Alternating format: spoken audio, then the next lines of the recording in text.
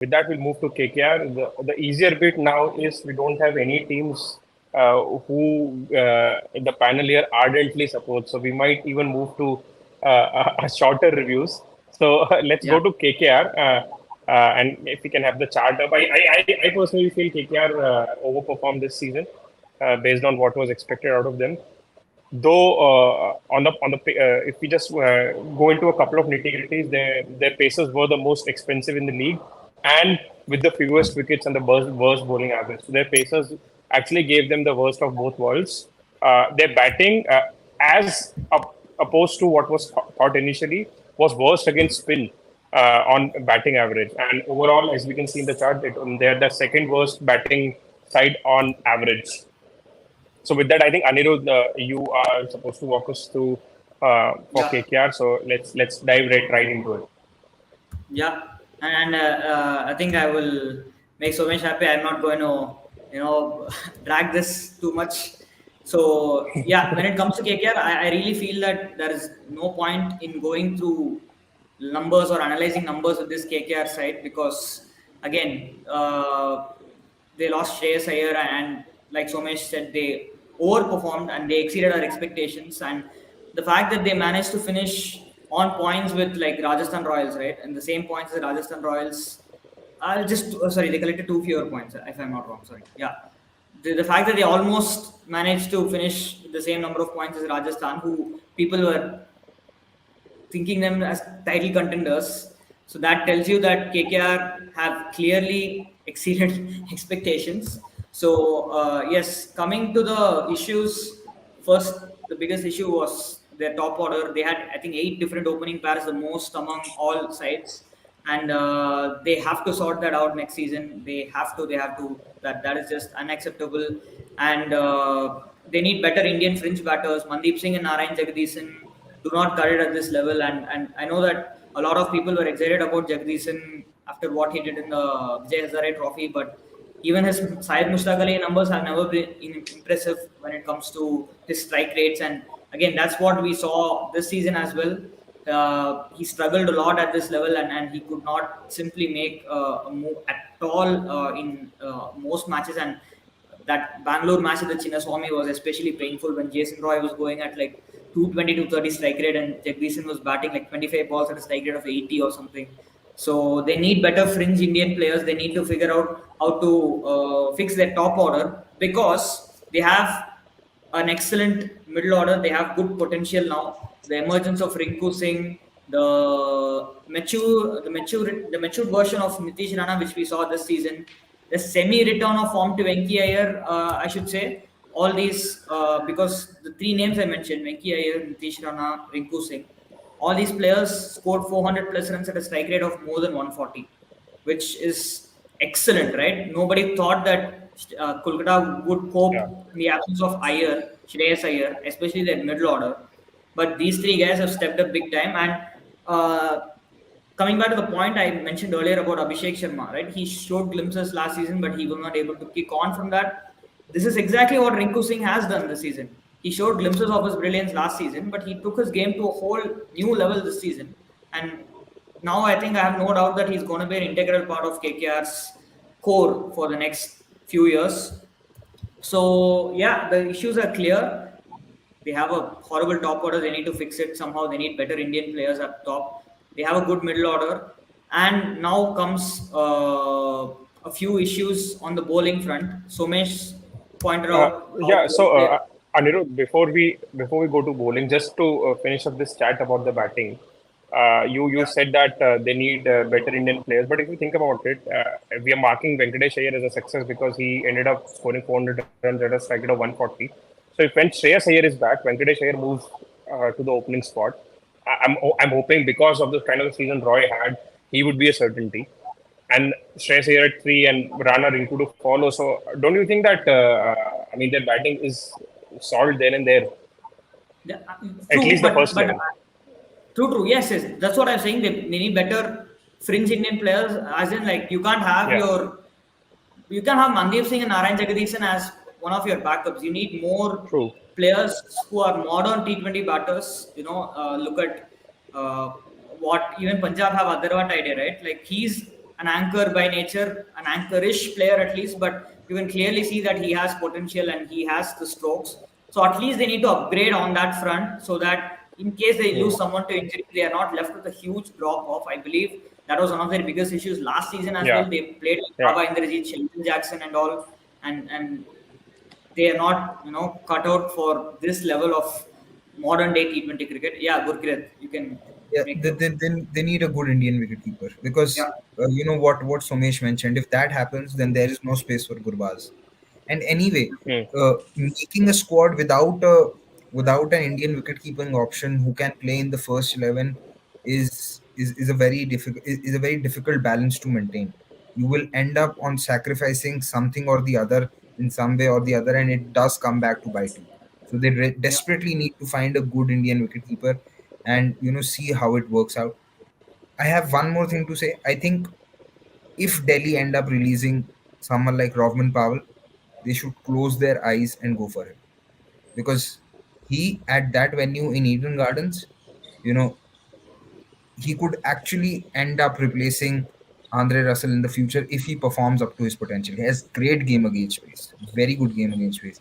Can play the short ball very well, which is an anomaly these days with a lot of West Indian batters. Needs to work on his game against spin, which I think probably if he ends up playing a lot of Suyash Sharma, Chakravarti, Narayan, probably Yeah. he'll also become better. He'll like Hmm. if he's playing them day in day out in the nets, he should become better. I hope. So the irony is, Russell's average against spin this season is 13 and strike rate is 116. So that was one of my questions. That, I mean, is it become really obvious now that now and sort of has hindered Russell's development as well? And he is, of course, facing all these bowlers in the net.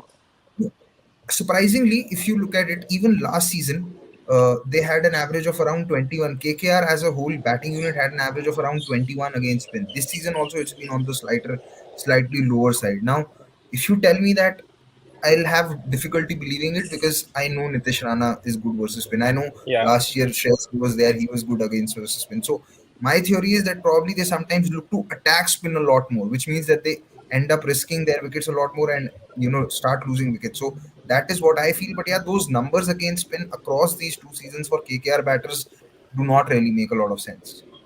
Yeah, yeah. yeah To me, actually, they are a batting unit who give a rat's ass about wicket preservation. They don't care about wicket preservation. They are the type of intent batting lineup that you would actually want to see in this format, and they do have the talent to pull it off. But what they don't have is the batting depth. So if I am an analyst for KKR, what I'm actually looking for is to identify pacers who can bat, because you are not replacing those spinners. Yeah, those spinners are a luxury for any team. You won't drop a Varun Chakravarti or a Suyash Sharma because he can't bat. You would keep him. But what you can do is actually identify pacers who can bat, because that's how I feel KKR would be constructed, because there's no point changing their batting approach. It's very watchable. It's very good. So yeah, I mean, this is again my personal take, but I'll allow Anirudh to take over the bowling conversation that he started 10 minutes ago.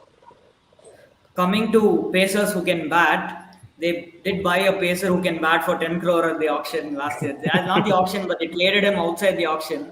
And that pacer, we still are trying to figure out what his role was. He bowled only 21 overs in 9 innings. That's like barely like 2 overs per innings on average.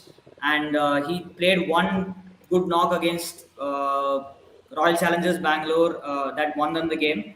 And then he did play one match against Gujarat at number three, and after that it was like they just woke up and just flipped a coin and like, okay, today you're not bowling, okay, today you're batting at number three, today you're not. So Shardul Singh easily the biggest disappointment for KKR. And again, one 10 crore signing from one 10 crore signing to another, Lockie Ferguson, who again they traded off outside the auction shockingly for again a 10 crore, which is probably still one of the most baffling purchases in IPL history. It's up there. And again, he played like 3-4 matches and he conceded at around 12 or 13, if I'm not wrong. His economy was around 12 or 13, and yes, he never saw he got back into the start. He never got back into the starting 11 again. And basically, Shardul, Lockie Ferguson, Tim Southee, and Umesh Yadav set the tone for the pace bowling in the first half of the season. They could never, recover from that. However, I think there is a silver lining on the pace bowling front as well, which is I feel is Harshit Rana. I think he did start off slightly expensive in that one match, but you saw the potential in that game he played against Gujarat as well. I think he almost was troubling Shubman Gill as well in that match. And from there, he's gone from strength to strength, and he's one bowler who seems like he can bowl 140 effortlessly and also make the ball skid in helpful conditions. So Harshit Rana is someone they need to get hold of. They need to ensure that he keeps getting better and better, because it's very difficult for them to find a better Indian bowler in the auction next year, even if they go with a lot of money available. So, but yes, undoubtedly their pace bowling unit needs a complete overhaul. There is no doubt about that. If I'm the management, now I'll just come back to the potential releases, and I think Gurkirat mentioned a lot of names for Delhi, and I think KKR might rival Delhi for the same. I think they need to definitely get rid of Lockie Ferguson, Tim Southee, Shardul Thakur, David Visa, Mandeep Singh, Umesh Yadav, Jagadish Litton Das, Kulwant Kejrolia. That's like 9 players I've mentioned. So I honestly don't think any of these players add any value. The only questionable choice is Shardul, but at 10 crores, not worth it in my opinion. He's neither a batter nor a bowler, and with the impact player rule, a player like Shardul becomes so less valuable, because he won't guarantee you 30 runs, he won't guarantee you 4 overs, he won't guarantee you a good economy rate, he won't guarantee you wickets. So again, uh, they need to release these expensive signings at least, and yes, they need to go all out for the best pacer available in the auction. Like there is no question that whoever is the best seamer available in the market, they need to splash the cash and get hold of that player. And yes, hopefully some 2 or 3 smart buys. They could have easily bought a Sandeep Sharma for example, at the auction, and they would have benefited from it, but they did not. So some smart buys like this, and yeah, one more good overseas opener is also, I think, they could potentially go for one more quality overseas opener. Hopefully, I don't know if Alex Hales will be available or not, but I see a person like Alex Hales adding a lot of value to KKR, because Somesh talked about their IDGAF approach when it comes to wicket preservation. I think Hales is one batter who can actually bring you that attitude, but at the same time play mature enough to take the innings forward and anchor at a 140 plus strike rate. So I think they are missing that kind of a player at the top of the order. So I would definitely look at buying Alex Hales again if I am KKR. So yes, but yes, pace rehauling and overhauling the pace department should be number one priority. Yeah. You know what you One said player that about. you've forgotten is Shakib Al Hasan. I mean, in my opinion, he should also be released because I don't see Yeah. a potential fit for Shakib in this unit. I would rather keep Shardul and at least Shakib, to be honest, because again, at least on paper, Shardul adds value with both bat and ball, which and finding someone like him in the Indian circuit would be difficult. So one thing is that, like Anirudh mentioned about the potential releases, and the most names have come from Delhi and KKR, and it's not a surprise because pre tournament and post auction, everyone was talking about how these two squads are the most poorly constructed squads. A lot of these players might be good and they might serve other franchises well, but there's no way that they'd be able to add a lot of value in these two setups. And I think, you know, the signing of Jason Roy as a replacement player could turn out to be how Delhi got lucky with signing Nokia as a replacement player, because now that they've got hold of Jason Roy, they must keep him. They should not even think of releasing him or doing anything. Just hope that he stays fit and he can play. And Anirudh mentioned about signing good Indian pacers. I hope that they go for someone like Ishan Porel. He's a local boy. He would know the conditions. He's tall and he would really enjoy bowling in these conditions. So, Harshit Rana, Vaibhav Arora, and Ishan Porel. Yes, all of them are right-handed bowlers, but they can form a good trio of Indian pacers who can play on that Eden's pitch. Kulwant Khijorlia, I think Anirudh forgot mentioning him, but I I think I don't. had him in the releases list, so I think I won't keep him personally. I Yeah, don't think he exactly. adds too much in there. I was going to mention that. I don't know how he also played ahead of Weber Baroda, and he should also be released. I think if Delhi release Abhishek Purel, he will be a good find for KKR. He can be used as an impact player just for wicket keeping. Because I mean, why not? He In could if be a when you better need for wicketkeeper specialized than skill, if if yeah, if Delhi, sorry, if KKR signed Abhishek Porel, he would automatically be the best Indian wicketkeeper they've had in like 2 years. So